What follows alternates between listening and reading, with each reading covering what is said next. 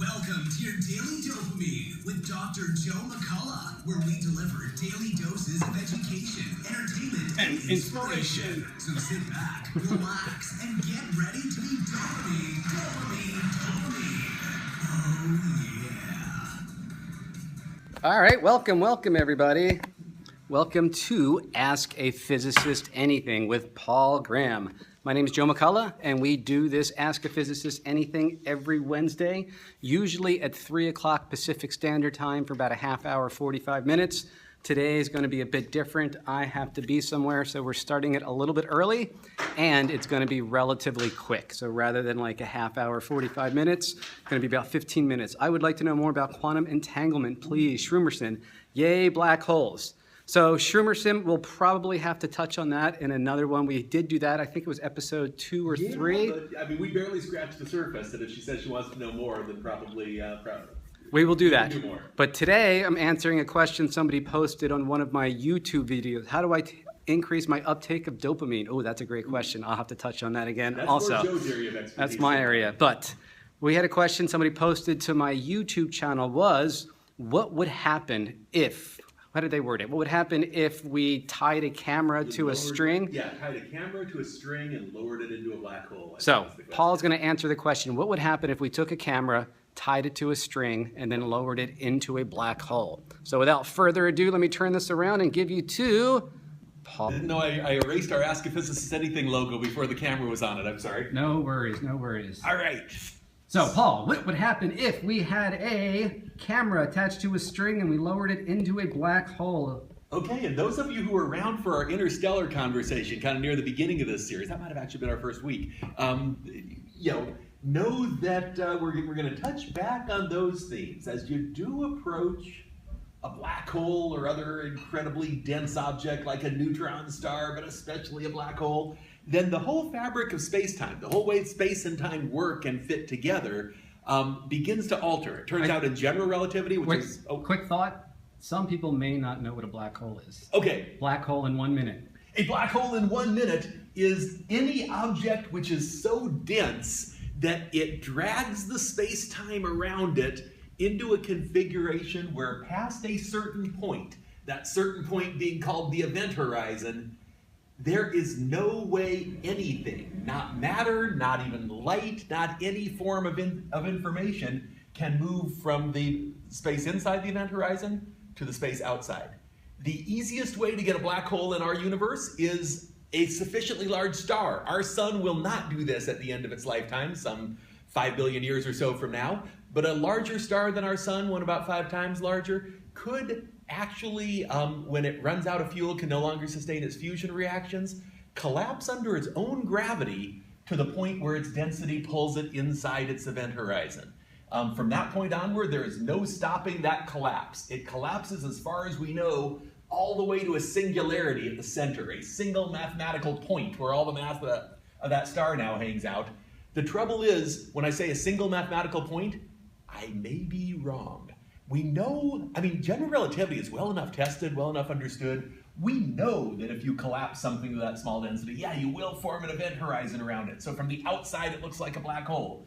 We do not know for sure, because we don't have enough high energy physics yet, whether or not it actually collapses all the way to a singularity. So something, as you get to within about 10 to the minus 35 meters of that singularity there, it could be that something else entirely happens. It could be that you got a very tiny but not truly point-like concentration. Okay, However, so a black hole is usually a star that has collapsed under its own weight because it's run out of nuclear fuel and it's basically compacted into a point that's so dense that gravity will affect the light and not even let light escape, hence the name black hole. By the way, there's a giant-ass black hole at the center of the Milky Way galaxy and at the center of most galaxies, which is not from a single star, but is kind of the coalesced remnants of a lot of the matter that used to exist at the core of that galaxy. So that's a much bigger black hole than the star-sized Here's ones. one. Could the mass be so large the black hole is a rip in space that causes the fabric...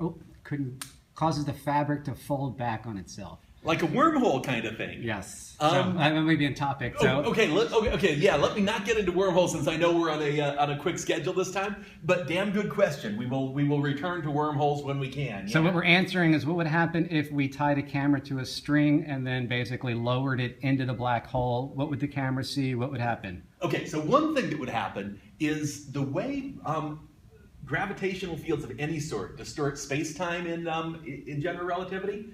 One of the side effects of this is the lower down you move in any gravitational field. So of course this black hole is surrounded by an intensely strong gravitational field, pointing inward here. And the more you move downward, the more you follow those arrows, the slower time will pass for objects or entities or things going on in this region compared to how quickly time moves out here far away from it. So if you are thanks, Lily.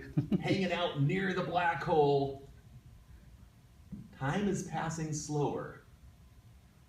For those who can't read my scrawl, that just says time passes slower. Out here far away from the black hole, time passes faster.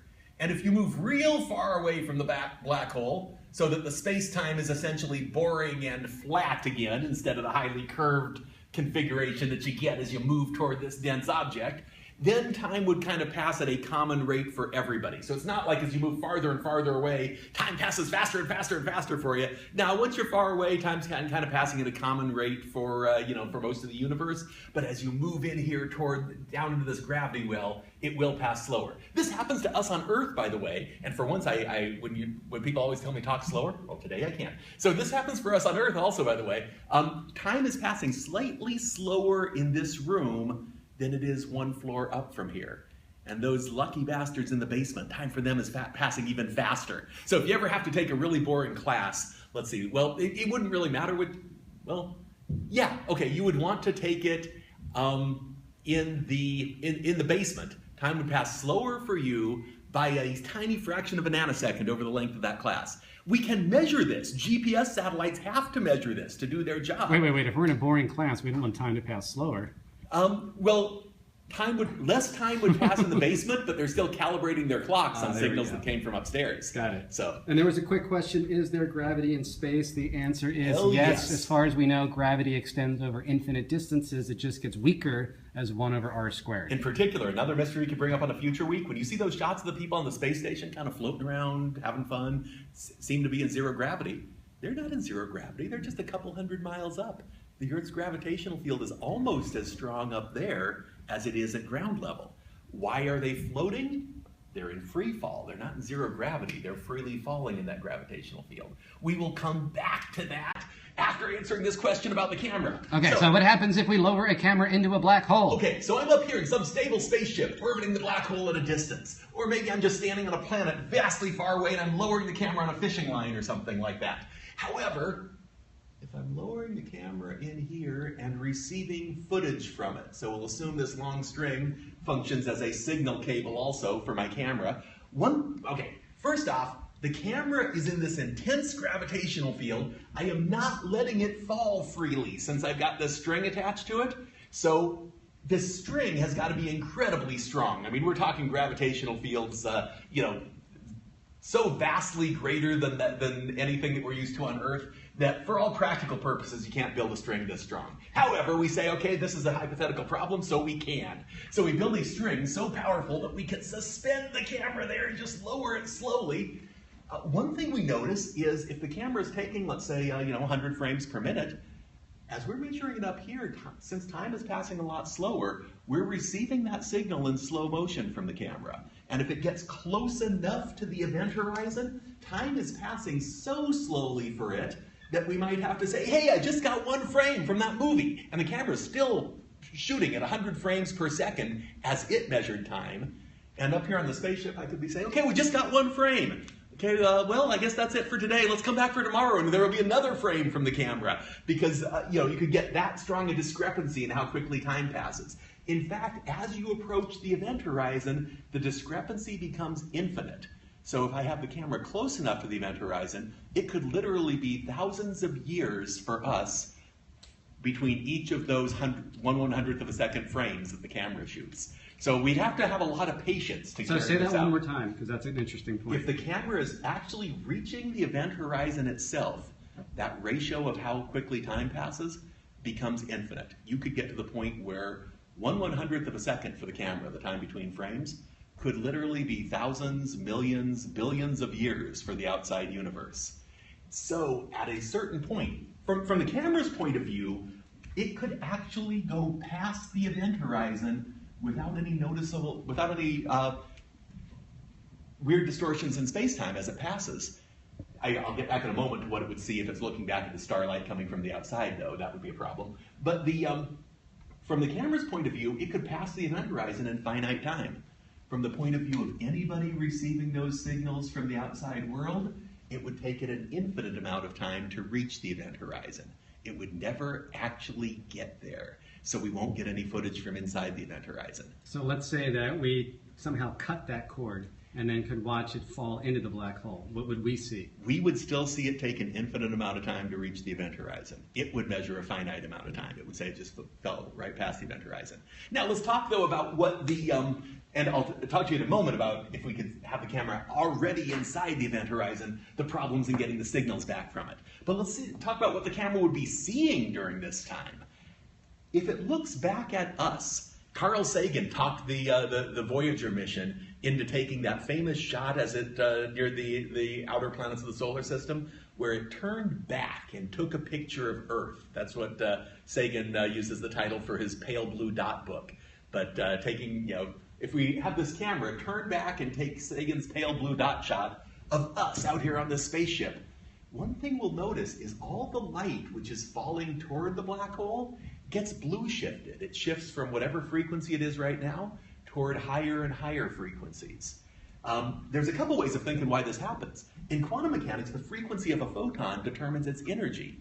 So that would be saying, hey, if there's a star that's visible just off the bow of this ship, and it's sending red light, maybe it's a red giant star like Betelgeuse or something, as that red light falls toward the black hole, it is going to start to shift toward higher frequencies. Green pen.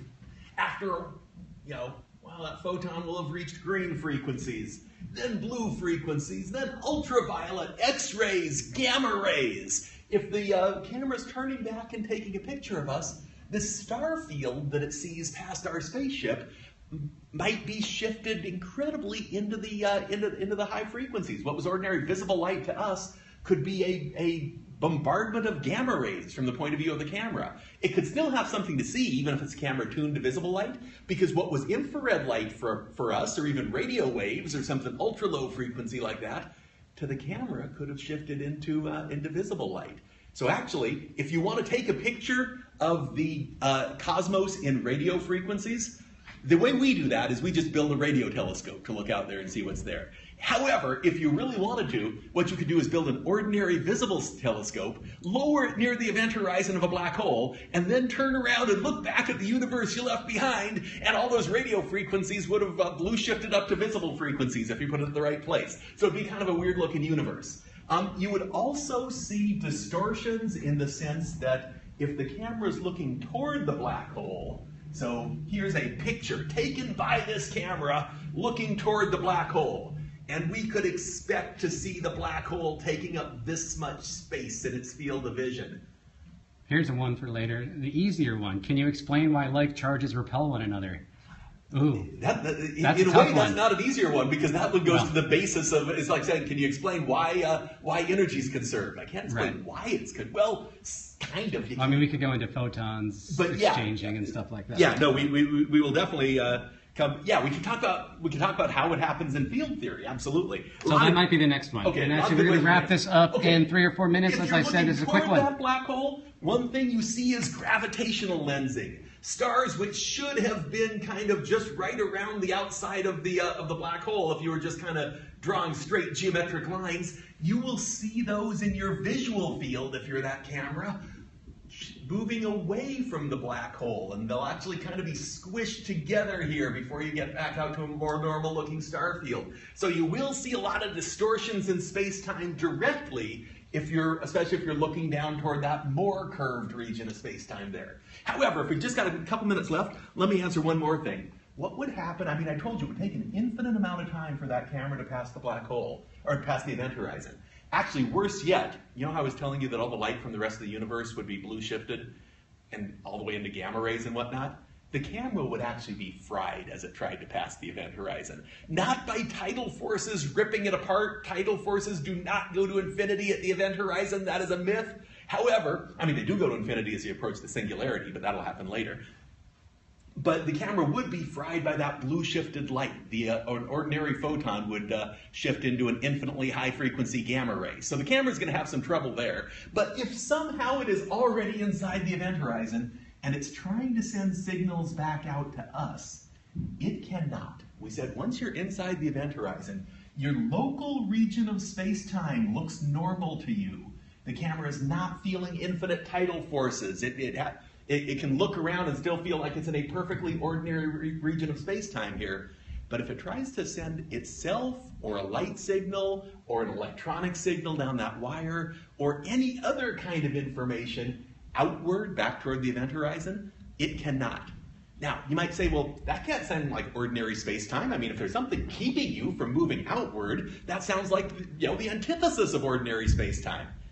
From the camera's point of view, there's nothing keeping it from moving outward except for the fact that as its space-time coordinates have distorted as it moved toward the black hole, as it passed that event horizon, you've distorted its local space-time to the point where the axis that it now considers the time axis, pointing toward the future, is this way. Somebody says this guy is great, so animated. Yes, he is. That's why we're doing it, so I get to watch Paul every week. Thank you. I'm glad you guys are having fun out there. The camera's time axis, the direction that it cannot help but move. I mean, as I stand here in this room, I can move in whatever direction I want, but if Joe tells me, hey, Paul, we're almost out of time, why don't you step back 5 minutes? I can't move toward the past. This camera cannot move toward the past either, but in its local space-time coordinates, this way is toward the past. The direction we consider spatially outward, as we observe this from a distance, is the direction it considers backwards in time. So no, it cannot send a signal back to us, because as far as it's concerned, the entire outside universe now exists in the past. And no matter how strong a rocket engine you have, how good a laser you have, you cannot use that rocket to propel yourself to the past. You can't send that laser beam into the past. This camera now cannot send a signal back out to us because everything outside this radius where it is right now is backwards in time from its point of view. All right. And that probably wraps us up for today, but thank you all for the great questions, and you gave us several that we can think of a good way to follow up on next week. And actually there were a bunch. They want to know, are black holes at the center of all galaxies? What's inside a black hole? Why do like charges repel and opposite charges attract? Yes. We will touch on those next week. Thank you for joining. We have been enjoying Paul Graham explaining about black holes. My name is Joe McCullough. I'm the physics program chair at Cabrillo College in Santa Cruz, California. And every Wednesday we're doing Ask a Physicist Anything. All right. And next week we will have more time. We're sorry about the I had to start a little bit early, end a little bit early, but next week we'll do 35, 40, 45 minutes. Thank you, everybody, joining, and just added me. Yeah, thank you so much. I'm doing Periscope every single day. Wednesdays, Ask a Physicist. This week, I'm talking about Teach Like TED, how to talk and present like the best TED presenters. Okay, thank you so much. My name is Joe, and I hope to catch you all sometime soon.